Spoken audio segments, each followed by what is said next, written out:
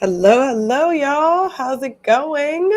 Happy Tuesday. I hope that you were rested from yesterday. I decided to go live today because yesterday I was chilling. So enjoying the holiday. So hopefully we had a good holiday. Today we are talking about Facebook ad budgets. This is something that I get asked about all the time. So I am super excited to dive into this to really give y'all some information about how Facebook ad budgets really work. Like, how does it realistically work when you're thinking about spending money on Facebook. We're also going to talk about what's a good budget to start at and what things that I recommend for people to start at when you're just kind of diving in. And we're also going to talk about how much I recommend that you spend in order to get the best results for your next launch. So if you want to learn more about Facebook ads and how to use them to increase your sales for your next launch, without having to create 17 reels a day, without having to hire an ad agency, then you definitely want to make sure that you are in my live workshop. That is this Thursday, February 23rd. It's going to be all about how to exponentially increase your sales for your next launch with Facebook and Instagram ads. So head over to stacyzeal.co/maximize to make sure you save your spot. It's going to be a lot of fun, y'all. I'm going to be launching something super, super exciting. And so, yeah, I'm excited to talk about it. I'm excited to go in. So let's talk about Facebook ad budgets. I always like to set the scene. I always like to make sure that we are all on the same page of what this actually is, or what does it mean? Like, how do Facebook ads actually work, or how do budgets work on Facebook? So essentially, when you think about budgets, what you're paying for is impressions. So you are paying Facebook to say, like, show this a certain amount of times, right? And so impressions are how many times your ad was seen. And so typically, or realistically, what you're paying for on Facebook is you're saying, hey, Facebook, I am willing to spend X amount of money for you to show it to X amount of people. Right. And so how Facebook calculates that is it's by a cost per 1,000 impressions. And so essentially, if you were saying like, oh, my cost per impression is $5, that means for $5, your ad will be seen 1,000 times. Right. And so same thing. If you're paying if your cost per impression is $30, right, then for $30, you can get 1,000 people to see what you're doing. And so all of that is going to vary based on Facebook. And it's so before and it's never not really like you think about Google ads. If you've had experience with Google ads are typically bought on a cost per click.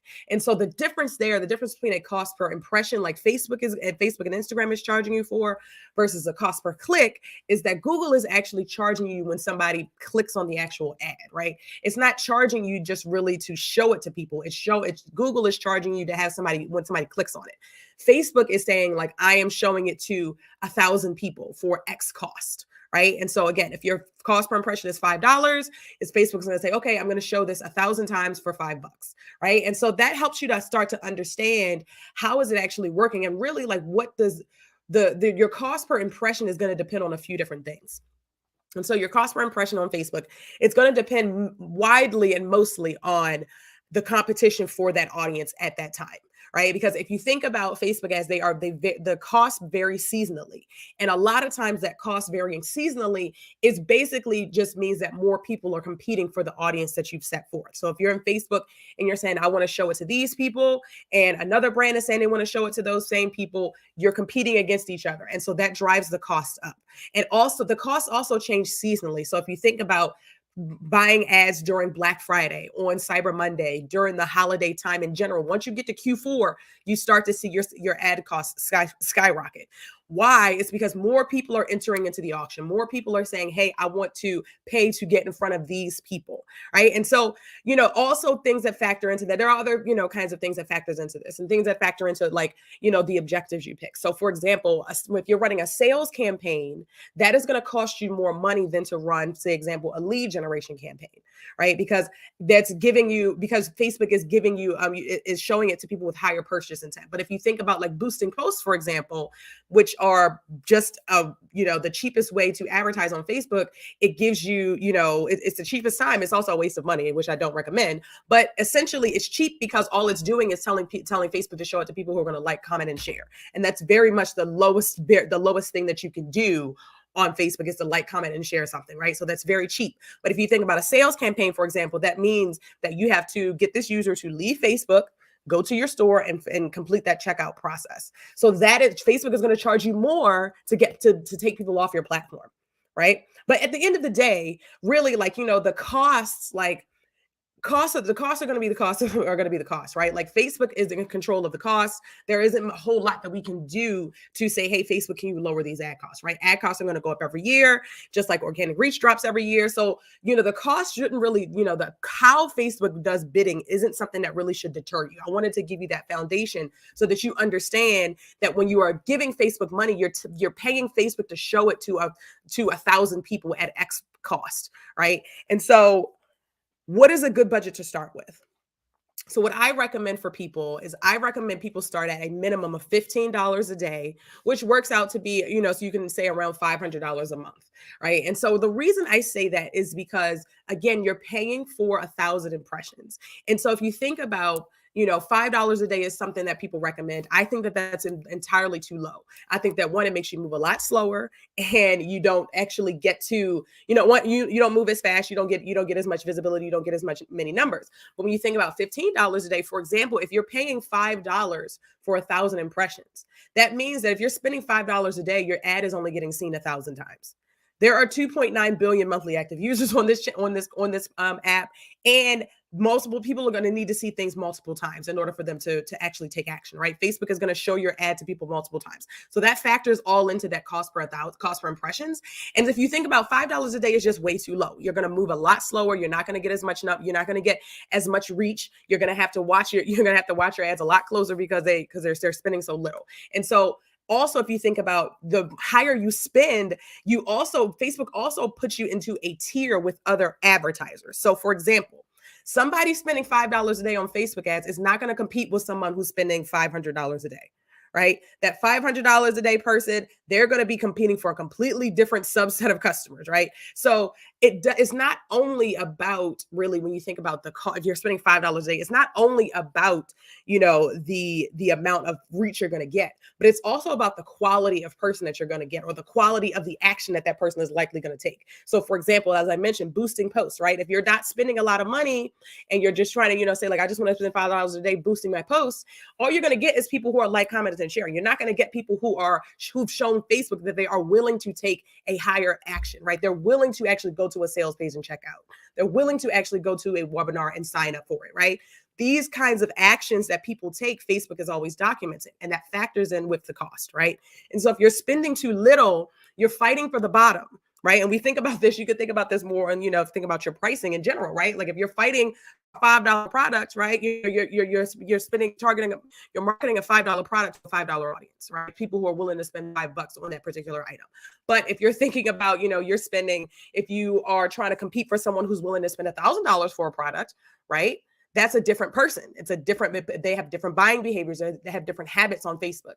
And so keep in mind that when you're spending $5 a day, when you're spending the lowest amount that you can, that means that you're fighting for the people who are at the bottom. You're fighting for those $5 people. You're not competing against the brands that are willing to spend $10, $20, $30, $40, $50 a day to reach the higher quality people. Okay. So, and this is stuff that I've learned directly from Facebook. Okay. So this is not stuff that I'm making up. I literally have had Facebook reps for years. I've had dedicated Facebook reps for years that I've worked with weekly. And when you work with people, you get access, right? When you spend a lot of money, you get access to all this kind of information. So this is information that you cannot Google, right? That you will not be able to really got to go on Google and find out. This is stuff I found out because I work directly with Facebook. And I see some questions coming in. I'm gonna get to your question in a second. But I want to round this out with thinking about the good thing, though, when you think about Facebook ads, is that they are flexible. Right. So they are very, very flexible, meaning if you want to spend $500 a day, you can, and then you can turn it off and it won't spend anything else. Right. Like if you want to start your budgets at $15 a day as the minimum, and you're seeing you're getting good results, you can gradually over time start to increase those budgets. Right. So that you can get to that area where you are getting, more significance. Because the thing is, you want to make sure that as you're increasing your budgets, you're still hitting significance, and you're getting your numbers. Right. So the great thing is that even if you are starting with a lower budget, Facebook ads are very, very flexible in that you can turn them on, you turn them off right away, you can increase the budgets right away. So if you find out hey, I'm spending a little too much and I'm not getting many results, you can turn the whole thing off and say, let's turn this thing off and let's figure this out. Let's re-strategize, right? So that's the great thing, is that they are very flexible. Let me see, I have a question here. So They have Facebook ads through Wix and Squarespace, etc. Would you recommend doing it through your website or the actual app? I recommend going into Business Manager, Facebook Business Manager, which is business.facebook.com, or it might be business.meta.com. And so in there, that's what Facebook calls their Facebook Business Manager. In there, you will find a whole section where you can run ads. And with there is where I recommend that you build your ads. You go into the to Facebook Business Manager and build them there. I would not recommend building them through your site, through your Wix, through your Squarespace. And it's because really, like, one, I'm not going to necessarily say that Facebook prioritizes their own platform performance, because I don't have data to back that up, right? I'm not going to tell you something that says like, oh, well, if you run it through, excuse me, if you run it through Facebook Business Manager, then they'll give you higher priority. No, I don't know that. But what I will say is that Facebook tends to change their platform without telling all of these other people, without telling all these other platforms. And so I'll give you an example. So when I was working at Zappos, we used a tool called Smartly. And Smartly is a tool that helps you to build Facebook ads. You can build it right in their tool, and it pushes through into Facebook. So it's a tool to use if you don't want to use the Facebook Business Manager. The reason I was doing that, though, let me caveat before I tell you why, don't go and jump on Smartly, if you are not ready for that. The reason I was using Smartly is because I was pushing out myself 50 to 75 ads a month. Okay. There was tons of campaigns that were going out a month. There were tons of optimizations that needed to be had. So we used that tool because we had a high volume. Most likely, you are not going to have that kind of volume. So I would definitely say familiarize yourself with Facebook Ads Manager and learn how to build it there, because Meta will change the platform, and they will not tell these other companies that they're changing the platforms, right? And also they try to make it so that they have a lot of different tools in there. They have support in there. So I would definitely recommend using Ads Manager and not using one of your other platforms. Now, make sure that you have your pixels set up, all that kind of stuff. So, if you're thinking about like, Squarespace might say like, oh, put your pixel in here so that it'll be on there. Yes, do that for sure. Make sure you do that and get your pixels and stuff installed. But as far as like, if they're saying you can build an ad actually in Squarespace, I wouldn't recommend it. I would recommend going into Facebook Ads Manager and building it there. Okay, so now that we've talked about how Facebook ad budgets work, we talked about what the minimum I recommend you spend is, which is about $15 a day, somewhere about $500 a month. How much do you need to really spend to get the best results for your launch? So I'm going to walk you through my approach to budgeting. And so my approach is, one, I like to have my clients start with a $500 to $1,000 test. And this is a test that we're going to conduct over the course of 30 days. And so we are taking this. So this test is really going to give us an idea of what our baseline metrics are, and meaning what is our average cost per lead, right? And so there is a lot of people will say like, oh, here's how you get, $10 cost per lead. Here's how you get $3 cost per lead. Here's how you get $5 cost per lead, right? But at the end of the day, you will not know what your cost per lead is until you actually start running your campaigns and start to see really what numbers are coming back. So I like to say, let's cut off $500 to $1,000 to say, like, let's test this. Let's test a couple of different things. And the way that I do my testing structures, all that kind of stuff, are things that I walk through in my course that's coming out, that's going to be launched in my masterclass on Thursday. So if you're not there, make sure you're there. But so when I do a test, I tell you all the different things that you should be testing. So I'm not going to go into that today. But if you think about you can set aside $500 to $1,000. That is a really healthy budget to be able to give you some really, really good numbers, some good information about what your cost per lead is, what your average cost per impressions are, all that kind of stuff. So then when you take those numbers and you move on to the next step, you take those numbers that you learned in your test to really kind of back into your numbers. So let's say, for example, we ran a test and our average cost per lead was $5, right? Our goal for our workshop that we have coming up is to get 100 signups. To me, that's telling me that I need to spend at least $500. I spend around $500 to be able to get 100 people to sign up for my workshop.